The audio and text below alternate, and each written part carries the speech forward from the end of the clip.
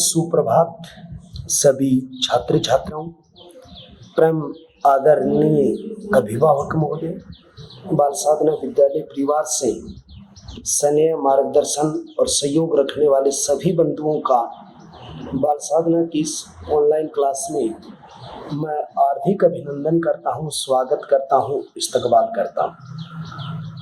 परम पूज्य निर्देशक महोदय, परम आदर और सत्कार के योग्य संस्था प्रधान, कर्मयोगी और कर्तव्य निष्ठ जो बाल साधना विद्यालय परिवार की शैक्षणिक और गैर शैक्षणिक टीम की ओर से सभी के स्वास्थ्य और सभी के उज्जवल जीवन की कामना करता हूँ।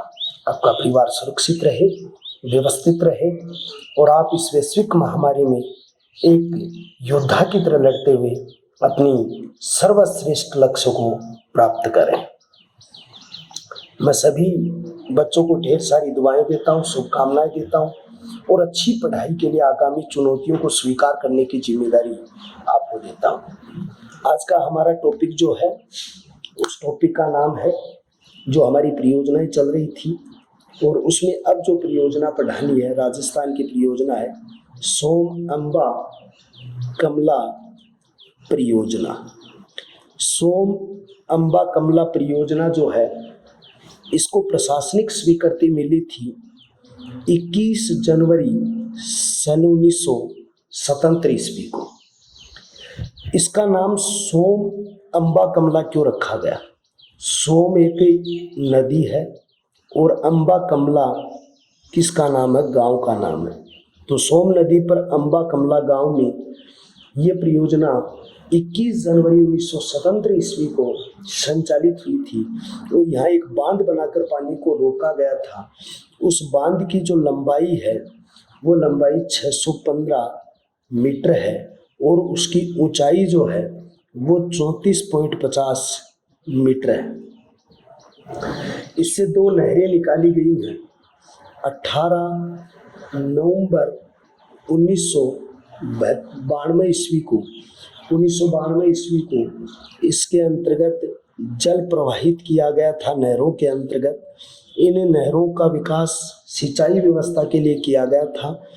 तो 18 नवंबर 1972 ईस्वी को जल प्रवाहित करने के लिए दो नहरों का विकास किया गया था और इन नहरों के माध्यम से सिंचाई की गई थी। सोम अम्बा कमला परियोजना में डूंगरपुर जिले की आसपुरा तहसील आती है। डूंगरपुर की आसपुरा तहसील आती है और उदयपुर जिले की सलुम्बर तहसील आती है। उदयपुर की सलुम्बर जो तहसील है वो सलुम्बर तहसील इसके अंतर्गत आती हैं। ये दो तहसील हैं जहाँ पर इस परियोजना के माध्यम से सिंचाई कार्य सुचारू रूप से किया जाता है। अगली परियोजना है मेजा बांध और ये जो मेजा बांध है, ये मेजा बांध कोठियारी नदी पर बना हुआ है। कौन सी नदी पर? कोठियारी नदी पर। कोठियारी नदी का जो उद्गम है वो दिवेर की पहाड़ियों से है। किससे है? दिवेर की पहाड़ियों से है। दिवेर की पहाड़ियाँ कहाँ हैं? राजसमंद क्षेत्र में हैं। और ये जो दिवेर की पहाड़ियाँ हैं, इनके अंतर्गत महाराणा प्रताप और अकबर के सेनापति सुल्तान खां के बीच युद्ध हुआ था, जिसे मेवाड़ का मैराथन भी कहते हैं। तो ये दिवेर की पहाड़ियाँ हैं, उनसे नदी निकली। इसका कुल प्रवाह 145 किलोमीटर है। इस कोठियारी नदी के किनारे एक सभ्यता विकसित हुई है जिसको कहते हैं बागोर सभ्यता। कौन सी सभ्यता विकसित हुई है? बागोर सभ्यता इसके किनारे विकसित हुई है। तो इस बागोर सभ्यता का मुख्य केंद्र भी कोठियारी नदी के रूप में विकसित हुआ है। कोठियारी नदी जो है, उस कोठियारी नदी पर मेजा बांध बनाया गया। कोठियारी नदी पर कौन सा बांध है? मेजा बांध बनाया गया है और इस मेजा बांध को ग्रीन माउंट कहते हैं। ग्रीन माउंट या आप कह सकते हो ग्रीन फोर्ट, इसे कहा जाता है मेजा बांध को। मेजा बांध से भीलवाड़ा में पेयजल और सिंचाई व्यवस्था की जाती है। एक तो पेयजल यहाँ पर किया जाता है और सिंचाई उपलब्ध करवाई जाती है। करीब 21 एकड़ भूमि पर इससे सिंचाई होती है। 21 एकड़ भूमि पर इस परियोजना के द्वारा सिंचाई की जाती है। भीलवाड़ा, मांडलगढ़ और बनेड़ा क्षेत्र में सिंचाई उपलब्ध की जाती है। भीलवाड़ा के भी कौन से क्षेत्र हैं? भीलवाड़ा के बनेड़ा जो एक स्थान है, बनेड़ा के साथ मांडलगढ़ एक तहसील है, तो मांडलगढ़ और बनेड़ा क्षेत्र में इसके माध्यम से सिंचाई व्यवस्था उपलब्ध करवाई जाती है। कोठियारी नदी उद्गम दिवेर की पहाड़ियों से, राजसमंद से।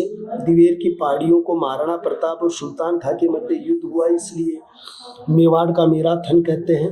145 किलोमीटर ये नदी बहती है। इस नदी के किनारे बागोर सभ्यता विकसित हुई है। इस नदी के किनारे मेजा बांध बनाया गया है। मेजा बांध को ग्रीन माउंट कहा जाता है। ये भीलवाड़ा में और बनेड़ा, मांडलगढ़ क्षेत्र में सिंचाई व्यवस्था जो है इसके द्वारा सुचारू रूप से उपलब्ध करवाई जाती है। उसके बाद में अगली परियोजना है सिद्धमुख परियोजना। अगली जो राजस्थान की महत्वपूर्ण परियोजना है वो सिद्धमुख परियोजना रावी व्यास नदी के जल बंटवारे के बाद हुआ था। रावी व व्यास नदी के जल बंटवारे के बाद इस परियोजना का संचालन हुआ था।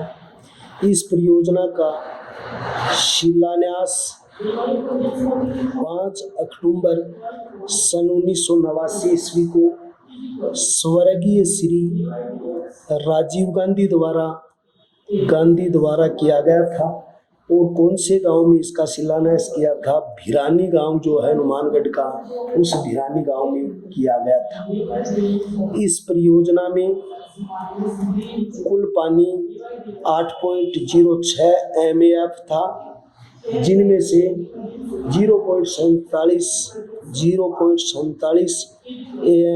MAF राजस्थान को उपलब्ध करवाया गया था या राजस्थान को दिया गया था। सिंचाई योजना से ग्राम फोफेना नोड सिंचाई में पानी उपलब्ध होगा। ये जो सिंचाई योजना निकलेगी उससे फोफेना में ग्राम जो है फेफाना में नोहर सिंचाई होगी। नोहर सिंचाई से पानी उपलब्ध होगा। जो इसकी जो योजना है उसमें नोहर लिफ्ट जो है उससे पानी मिलेगा, सिंचाई मिलेगा फोफेना में। जो फोफेना क्षेत्र आपका जो है उपलब्ध होगा। इस योजना में हनुमानगढ़ जिले की नोहर, भादरा तहसील, चूरू की तारागढ़ और रतनगढ़ तहसील के 113 गांव सिंचित होंगे। तो इसी योजना में हनुमानगढ़ की 2 तहसील आएंगी। हनुमानगढ़ की एक तो आएगी नोहर, वह दूसरी आएगी भादरा। उसके बाद चूरू की आएंगी 2, चूरू की एक है तारानगर और वह एक आएगी रतनगढ़। तो रतनगढ़ व तारानगर 2 तहसील चूरू की आएंगी। और इस योजना में हनुमानगढ़ की 2 आएंगी, नौर और भादरा क्षेत्र आएंगी, ये सिंचाई होगी। और इन चारों के अंतर्गत 113 गाँव की 11 लाख हेक्टेयर भूमि में सिंचाई होगी। 113 गांव हैं और 113 गांव में 1.11 लाख का जो क्षेत्रफल है उस 1.11 लाख क्षेत्र में क्या होगी? सिंचाई होगी। इतने हेक्टेयर भूमि उससे क्या होगी? सिंचित होगी। तो आपके सामने जो है वो है सिद्धमुख परियोजना। सिद्धमुख परियोजना का संबंध किस नदी योजना से है? रावी व व्यास नदी के जल बंटवारे के बाद इसका विकास हुआ था। शिलान्यास इसका हुआ था 5 अक्टूबर सन 1989 स्वर्गीय राजीव गांधी भिरानी गांव में। इस योजना में कुल पानी 8.6 MAF है, जिसमें से 0.47 MAF राजस्थान को मिलेगा। ग्राम पोफेना में नोहर सिंचाई की पानी की शुरुआत हुई थी। और इस योजना में हनुमानगढ़ की नोहर और भादरा क्षेत्र, चूरू की तारागढ़ और रतनगढ़ तहसील सिंचित होंगी। कुल सिंचाई क्षेत्र 1.11 लाख हेक्टेयर होगा और 113 गांवों में इसके द्वारा सिंचाई की जाएगी। ये आपकी सिंचाई व्यवस्था उपलब्ध जो इसके अंतर्गत होगी। उसके बाद में अगला की योजना जवाई बांध योजना। ये जवाई बांध जो है वो जवाई नदी पर है। जवाई जो नदी है उस नदी पर है। जवाई नदी जो है वो लूणी की सबसे बड़ी सहायक नदी है। लूणी की सबसे बड़ी सहायक नदी है। जवाई नदी का उद्गम गोरिया गांव पाली है। यहाँ से इस नदी का क्या होता है, उद्गम होता है यहाँ से। इसका जो प्रवाह क्षेत्र है, जवाई नदी का प्रवाह जालोर व बाड़मेर क्षेत्र है। जालोर, बाड़मेर व पाली क्षेत्र 3 जिलों के अंतर्गत ये नदी प्रवाहित होती है। और जवाई नदी के ऊपर जो बांध बनाया गया है, जवाई बांध जो इसके ऊपर बनाया गया है, वो जवाई बांध एक महत्वपूर्ण बांध के रूप में आता है। इस जवाई बांध को मारवाड़ का अमृत सरोवर कहते हैं। अमृत सरोवर कहते हैं। तो मारवाड़ का अमृत सरोवर किसको कहा जाता है, जवाई बांध को कहा जाता है। ये नदी पाली व सिरोही सीमा का निर्धारण करती है। यह नदी पाली व सिरोही सीमा का निर्धारण करती है। यानी दोनों के अंतर्गत एक सीमा का निर्माण इसके द्वारा किया जाता है। इस जवाई बांध के अंतर्गत उदयपुर की एक नदी है और उदयपुर की उस नदी का नाम है सेही नदी। सेही नदी का पानी जल सुरंग द्वारा डाला जाता है। जल सुरंग द्वारा डाला जाता है। तो उदयपुर की सेही नदी का पानी एक जल सुरंग द्वारा इस अमृत सरोवर में भेजा जाता है। जवाई बांध को मारवाड़ का अमृत सरोवर कहते हैं। जवाई नदी के प्रवाह से जालोर, बाड़मेर और पाली 3 जिले सिंचित होते हैं। लूणी की सबसे बड़ी सहायक है। गोरिया गांव से उद्गम है और ये पाली और सिरोही की सीमा का क्या करती है, निर्धारण करती है। अगली परियोजना है नर्मदा परियोजना। ये जो नर्मदा परियोजना है ये नर्मदा नदी पर है। वो नर्मदा नदी का उद्गम जो मध्य प्रदेश के सहरौल जिले में अमरकटक की पहाड़ियों से हुआ। उद्गम सहरौल जिला है और अमरकटक पहाड़ी है। सहरौल जिले में अमरकटक पहाड़ी है। तो अमरकटक की पहाड़ियाँ कहाँ है, मध्य प्रदेश में कौन सी जगह, सहरौल जिला है। अमरकटक पहाड़ियों से इसका क्या होता है, उद्गम होता है नर्मदा नदी का। इस परियोजना में गुजरात राज्य की सरदार सरोवर योजना और नर्मद परियोजना एक वृहत परियोजना है। नर्मदा नदी पर 2 परियोजना है। एक सरदार सरोवर बांध जो गुजरात क्षेत्र के ही एक प्रतिष्ठित बांध है, और दूसरा नर्मदा बांध परियोजना। ये परियोजना जिसमें कुछ हिस्सा राजस्थान को भी प्राप्त होता है। ये 2 परियोजनाएं, सरदार सरोवर बांध परियोजना और नर्मदा बांध परियोजना, ये जो होता है। लेकिन इस नर्मदा परियोजना का पानी जब राजस्थान को देने की बात कही गई तो उस समय से एक आंदोलन चला है। वहाँ पर नर्मदा बचाओ आंदोलन चला था। कौन सा आंदोलन चला है, नर्मदा बचाओ आंदोलन। किसने चलाया है, मेघा जो पाटकर है या मेघा पाटेकर जो है, उसने इसका आंदोलन चला। अरुंधति राय और मेघा पाटकर व अरुंधति जो रॉय है, उस अरुंधति रॉय के द्वारा ये आंदोलन चलाया गया था। आंदोलन क्यों चलाया गया था, पारिस्थितिकी संतुलन और भूकंप पेटी की उपस्थिति विभिन्न परिस्थितियों के पुनर्वास के लिए। एक तो यानी कहते हैं पारिस्थितिकी तंत्र, भूकंप का बढ़ रहा प्रभाव, कंपन, और तीसरी चीज है एक संतुलन बनाने के लिए, विस्थापित पुनर्वास को वापस लाने के लिए। ये सारी चीजें हैं जो इस बांध के निर्माण के बाद से यहाँ से लोग विस्थापित हुए, उनको पुनर्विकसित करने के लिए मेघा पाटकर और अरुंधति राय ने यहाँ पर नर्मदा बचाओ अभियान चलाया गया। कहा जाता है समझौते के अनुसार सरदार सरोवर बांध से पिल्लू गांव जालोर में पानी का प्रवेश हुआ है। यानी कहने का मतलब एक समझौता हुआ है। समझौते के तहत सरदार सरोवर बांध से राजस्थान को पानी मिलेगा। और जब ये राजस्थान को पानी मिलेगा तो पहला पानी जो पहुंचा वो पिल्लू गांव में पहुंचा। कौन से गांव में? पिल्लू गांव है, इसको सिल्लू गांव भी लिखा हुआ है कई जगह। वो पिल्लू या सिल्लू गांव जालोर क्षेत्र है, वहां पर इसका पानी पहली बार पहुंचा है। राजस्थान को 5 एकड़ फीट पानी आवंटित किया गया है। राजस्थान को 5 एकड़ फीट पानी क्या किया गया है? आवंटित किया गया है। तो 5 एकड़ फीट पानी आवंटित किया गया है। और ये जो नर्मदा नहर निकाली गई है, उस नर्मदा नहर की जो लंबाई है, नर्मदा नहर की लंबाई, ये लंबाई अगर राजस्थान में देखोगे तो राजस्थान में तो है 74 किलोमीटर। और ये लंबाई अगर पूरी अन्य गुजरात में देखोगे तो 400, राजस्थान की सीमा तक 458 है। कहते हैं कि ये एकमात्र ऐसी परियोजना जिसमें फव्वारा पद्धति से सिंचाई होती है। एकमात्र राजस्थान की ऐसी परियोजना, एकमात्र परियोजना जहाँ फव्वारा पद्धति से सिंचाई होती है। किस पद्धति से सिंचाई होती है? फव्वारा पद्धति से सिंचाई होती है। सिंचाई प्रबंध में कृषकों की जन सहभागिता अधिनियम 2002 से इसकी शुरुआत हुई। इस परियोजना को आगे बढ़ाने के लिए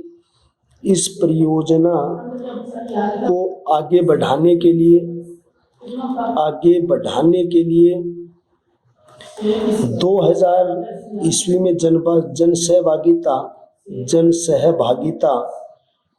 अभियान चलाया गया था। और इस परियोजना में 697 गांव, 3 शहर, बाड़मेर जिले की चौहटन और मालानी तहसील के 639 गांव, कुल 1336 गांवों में पेयजल का पानी उपलब्ध करवाया जाता है। तो इस परियोजना के अंतर्गत जालोर के 697 गांव आएंगे और 3 शहर आएंगे। बाड़मेर की 2 तहसील आएंगे। बाड़मेर की एक तो चौहटन जो गोंद अनुसंधान केंद्र है चौहटन, और गुड्डा मालानी जहाँ घोड़ों के लिए प्रसिद्ध है। ये गुड्डा मालानी दोनों तहसीलें इससे सिंचित होती हैं। उनमें तहसील के अब इन दोनों के देखे जाए तो 639 गांव और ढाणियाँ इसमें विकसित है। 1336 गांव और ढाणियाँ जो है उनमें पेयजल उपलब्ध करवाया जाता है। राजस्थान में पानी 18 मार्च 2008 को आया था और 0.50 MF राजस्थान को क्या मिलेगा? पानी मिलेगा। ये व्यवस्था इस नर्मदा परियोजना के अंतर्गत कही गई थी या उसका संचालन किया गया था। तो अब आपको यहाँ से देखना है कि नर्मदा परियोजना के ऊपर आप चर्चा करेंगे। नर्मदा नदी का उद्गम जो हुआ वो सहरोल जिला अमरकटक पहाड़ी से हुआ। इस पर जो डैम बना हुआ वो सरदार सरोवर डैम यहाँ पर बना हुआ है, जो 2017 के अंतर्गत 16 के अंतर्गत देश को समर्पित हुआ है। नर्मदा बांध परियोजना इस पर बनी हुई है। नर्मदा बचाओ आंदोलन मेघा पाटकर और अरुंधति राय ने चलाया था। कारण क्या था? परिस्थितिकी तंत्र भूकंप के कंपन को रोकने और विस्थापित के पुनर्वास के लिए उन्होंने चलाया था। राजस्थान को 5 एकड़ फीट पानी मिलेगा। सरदार सरोवर बांध से जो पानी मिला है वो पानी है वो पहली बार जालोर के सिल्लू गांव में पहुंचा। नर्मदा नदी की इससे एक नहर निकाली। नर्मदा नहर की लंबाई राजस्थान में 74, पूर्व राजस्थान के अलावा 478। एकमात्र परियोजना जिससे फुहारा पद्धति से सिंचाई होती है। इस परिस्थिति को आगे बढ़ाने के लिए 2000 में जन सहभागिता अधिनियम से इस परियोजना को आगे बढ़ाया। जालोर के 697 और 3 शहर, बाड़मेर की चौहटन और बाड़मेर की गुड्डा मालानी की 639 गांव और ढानिया के साथ 1336 यानी इसके अंतर्गत विकसित हुए। तो ये यहाँ पर आपके लिए काफी महत्वपूर्ण तथ्य के रूप में शामिल होता है। दूसरी बात आपको यहाँ से अब पढ़नी है पांचना बांध। इसके बाद में आपको जो महत्वपूर्ण तथ्य है वो है पांचना बांध। इसका नाम पांचना बांध इसलिए है कि ये 5 नदियों के संगम पर बना है।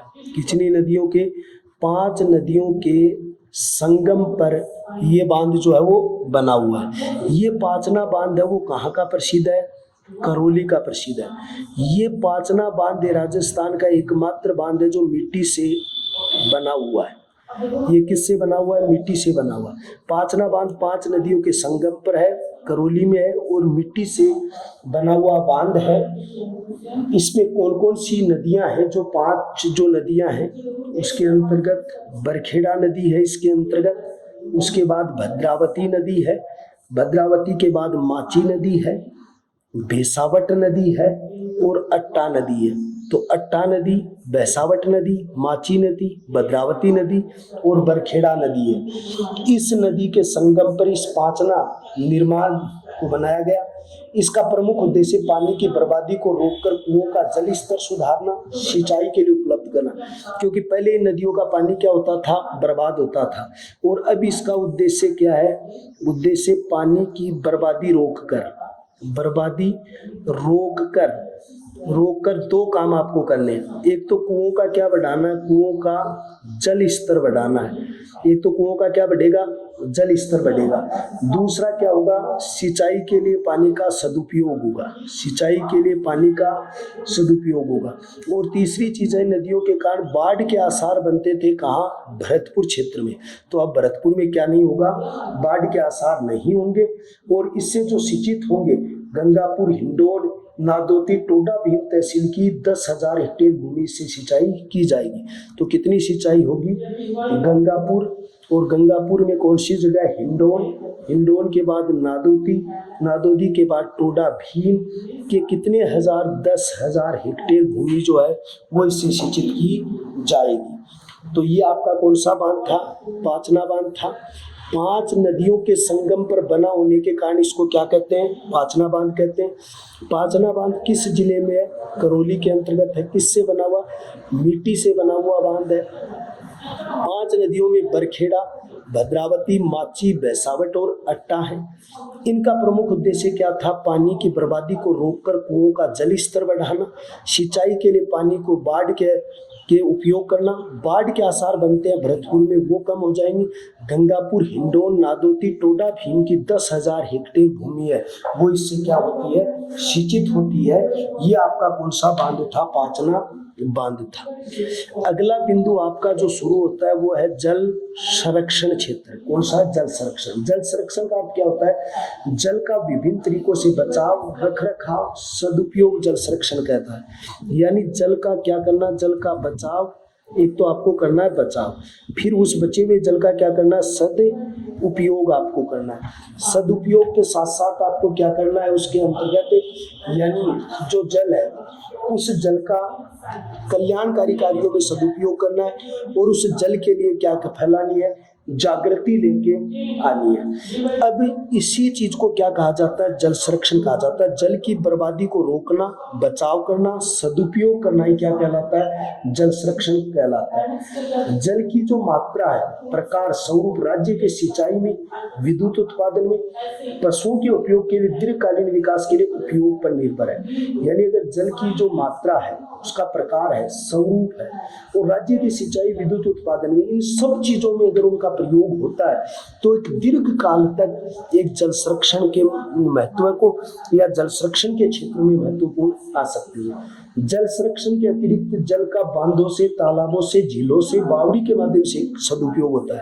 मतलब सदुपयोग किससे होता है, झीलों से, नहरों से, तालाब से, बावड़ी से, कुई से, बोरी से, टांकों से, इनसे जल का क्या हो जाता है, सदुपयोग हो जाता है। और इनके माध्यम से जल का जो एक रख रखाव या उसका संरक्षण होता है, उसको हम जल संरक्षण कहते हैं। भारतीय संस्कृति में जल को देवता और अमृत के समान माना है। भारतीय संस्कृति में जल को देवता व अमृत के समान माना है, अमृत के समान माना है, इसलिए इस जल का सदुपयोग होना चाहिए। जल संरक्षण के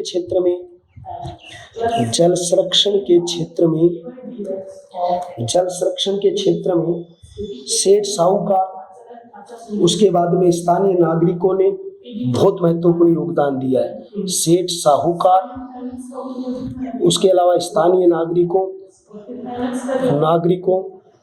का महत्वपूर्ण योगदान रहा है जल संरक्षण के क्षेत्र में। अगर पुराने इतिहास के उदाहरण देखे जाएं तो आपने पहले पढ़ा भी है, कौटिल्य के अर्थशास्त्र में ये लिखा गया है कि चंद्रगुप्त मौर्य के काल में उसके प्रांतीय गवर्नर पुष्यमित्र वैश्य ने सुदर्शन झील का निर्माण करवाया था। सुदर्शन झील का निर्माण करवाया था, ये एक जन कल्याण। तो इसका मतलब पुरातन भारत से ये व्यवस्था जो है वो चली आ रही है। तो जल संरक्षण किसे कहते हैं? जल का बचाव, बर्बादी को रोकना, सदुपयोग किसके माध्यम से? झीलों, नहरों, तालाब, बावड़ी, कुई, बोरी और टाका। भारतीय संस्कृति में जल को क्या माना? देवता और उसे अमृत के समान। जल संरक्षण के क्षेत्र में सेठ, साहूकार, स्थानीय नागरिकों की महत्वपूर्ण भूमिका। कौटिल्य का अर्थशास्त्र, चंद्रगुप्त मौर्य के काल में उसके प्रांतीय गवर्नर पुष्यमित्र वैश्य ने जो झील बनाई थी, इस बात से सिद्ध होता है कि प्राचीन काल से हमारी भारतीय संस्कृति में जल का महत्वपूर्ण स्थान रहा है। फिर जल संरक्षण के क्षेत्र में चालुक्यों ने एनीकट झील बनवाई थी, ये भी एक सर्वोत्तम उसका उदाहरण है। राजस्थान में जल संरक्षण के प्रति हमेशा संवेदनशील क्षेत्र रहा है। राजस्थान में वर्षा की कमी रही है, सूखे की आशंका के चलते यहाँ पर अनेक स्थानीय परंपरागत जल स्रोतों का निर्माण करवाया, क्योंकि राजस्थान वो क्षेत्र है जहाँ पर वर्षा की क्या है? वर्षा की कमी है। यहाँ पर ज्यादातर सूखे की क्या है? आशंका है। यहाँ पर जो भूमि है वो क्या है? मरुस्थलीय है। यहाँ पानी का क्या है? संकट है। इसलिए यहाँ के सेठ, साहूकार, यहाँ की सरकार, यहाँ के स्थानीय लोग हमेशा जल संरक्षण के क्षेत्र में अग्रणी रहे हैं। उन सेठ, साहूकारों ने यहाँ पर बहुत ज्यादा क्या बनाई है? बावड़ी बनाई है। वहाँ पर बहुत ज्यादा उन्होंने झालरे बनवाए हैं, नाड़ी बनवाई हैं, टाका बनवाए हैं, बोरी बनवाई है, ये सब उन्होंने बनवाई है। राजस्थान के परंपरागत जल स्रोतों में सबसे महत्वपूर्ण स्थान किसका? बावड़ी का है। बावड़ी बनाने के कारीगर कहाँ के प्रसिद्ध हैं? भीनमाल के प्रसिद्ध हैं। भीनमाल किस जिले का हिस्सा है? जालोर क्षेत्र जो है उस जालोर क्षेत्र का हिस्सा है। बावड़ी की आकृति कैसी होती है? तो इसकी चतुष्कोणीय होती है। कैसी होती है? चतुष्कोणीय आकृति होती है या वर्तुल आकृति होती है। वर्तुल गोलाकार आकार के अंतर्गत बनी हुई होती है। इनका निर्माण ईंटों से व पत्थरों से होता है। इसका निर्माण किससे होता है? ईंटों से व पत्थरों से होता है। और इन पर सीढ़ियां लगी हुई होती है नीचे तक जाने के लिए। इस पर नीचे तक जाने के लिए सीढ़ियां बनी होती हैं, और जो सीढ़ियां बनी होती हैं उन सीढ़ियों पर मेहराब बने होते हैं। सीढ़ियों पर क्या बने होते हैं? मेहराब बने होते हैं, स्तंभ बने होते हैं, झरोके बने होते हैं, और उन झरोकों में जल देवता की मूर्तियां होती हैं, जैसे वरुण है, अरुण है, कुबेर है। यानी उस मेहराब और स्तंभ है वहाँ पर क्या बने होते हैं? झरोके बने होते हैं, और इन झरोकों पर जल देवताओं की मूर्तियां होती हैं। किसकी मूर्तियां होती हैं? जल देवता की मूर्तियां होती हैं। तो जल देवता की मूर्तियां हैं। चालुक्य नरेश एनीकट ने वर्षा ये झील का निर्माण करवाया। एनीकट झील का राजस्थान में वर्षा की कमी है, सूखे की आशंका है, मरुस्थल है, इसलिए यहाँ पर परंपरागत जल स्रोतों का निर्माण हुआ है। राजस्थान का पहला श्रेष्ठ परंपरागत जल स्रोत बावड़ी है। इसके कारीगर भीनमाल जालोर के प्रसिद्ध है। ये बावड़ी की आकृति चतुष्कोणीय वर्तुल आकार से होती है। इसका मुख्य द्वार ईंटों से और पत्थरों से बना होता है। ये जो गहराई तक जाती है उसमें सीढ़ियां लगी हुई हैं। सीढ़ियों पर स्तंभ लगे हुए हैं, मेहराब बने हुए हैं। मेहराबों के नजदीक बने हुए झरोकों के अंतर्गत जो जल देवता है उन जल देवताओं की क्या लगी हुई है? मूर्तियां लगी हुई है। ये सारी जल देवताओं की जो मूर्तियां हैं ये उस समय के हमें जो कलात्मक सुंदरता को बताते हैं। हमारे राजस्थान के अंतर्गत बावड़ियों का शहर बूंदी को कहते हैं। किसको कहते हैं? बूंदी को कहते हैं। और बावड़ियों की अधिकता के कारण सिटी ऑफ स्टेप वेल्स कहा जाता है। बावड़ियों की संख्या ज़्यादा इसलिए सिटी ऑफ स्टेप वेल्स कहा जाता है। सिटी ऑफ स्टेप वेल्स कहा जाता है। राजस्थान की प्रसिद्ध बावड़ी जो है तापी बावड़ी जो है वो दौसा की प्रसिद्ध है। दौसा की प्रसिद्ध बावड़ी है वो कौन सी है? तापी है। जो आपकी राजस्थान की तापी बावड़ी दौसा की प्रसिद्ध है। भंडारेज बावड़ी है वो भी दौसा की है। भंडारेज बावड़ी है दौसा की है। फिर विनीता बावड़ी है चित्तौड़गढ़ की है। विनीता बावड़ी है चित्तौड़गढ़ क्षेत्र की बनी हुई है। और चांद बावड़ी आभानेरी की है। चांद बावड़ी दौसा की है, ये भी आभानेरी की है। और ये आभानेरी वाली जो बावड़ी है उसको 2014 में कलात्मक सुंदरता के कारण विश्व धरोहर में शामिल कर लिया गया। तो आपने पढ़ा कि जल संरक्षण हुआ है जल की बर्बादी को रोकना, बचाव करना, सदुपयोग करना। किसके माध्यम से? परंपरागत जल स्रोतों के माध्यम से। भारतीय संस्कृति में जल को देवता और अमृत माना है। जल संरक्षण में सेठ, साहूकार और राजाओं का महत्वपूर्ण योगदान है। जैसे विष्णुगुप्त चाणक्य जो है उसने लिखा है कि चंद्रगुप्त मौर्य के प्रांतीय गवर्नर ने इसका निर्माण करवाया था। चालुक्य नरेश के बाद बावड़ी के कारीगर भीनमाल जालोर के प्रसिद्ध बावड़ी चतुष्कोणीय आकृति वर्ताकुल और ईंटों से इसके द्वार बने होते थे। बावड़ी जो है उस पर सीढ़ियां, उस पर स्तंभ और मेहराब लगे होते थे, मेहराब गुंबद होते हैं। बावड़ियों का शहर या सिटी ऑफ स्टेप वेल्स कहा जाता है बूंदी को। बूंदी की प्रसिद्ध बावड़ी है तापी बावड़ी जो है। भंडारेज बावड़ी जो है दौसा की है। विनीता बावड़ी चित्तौड़गढ़ की है। चांद बावड़ी दौसा की प्रसिद्ध है और दौसा वाली चांद बावड़ी को यूनेस्को धरोहर में शामिल कर लिया गया है। इस प्रकार अगर कहा जाए तो ये हमारा आज का बिंदु था। एक बावड़ी और 4 परियोजनाएं पढ़ी हैं। सारे बच्चे तन्मयता से और लगन से पढ़ेंगे, इनको तैयार करेंगे, पीडीएफ को तैयार करेंगे और फिर कई नए वीडियो के साथ बचे हुए जो परंपरागत जल स्रोत हैं उन पर आपसे मुलाकात करेंगे। जय हिंद, जय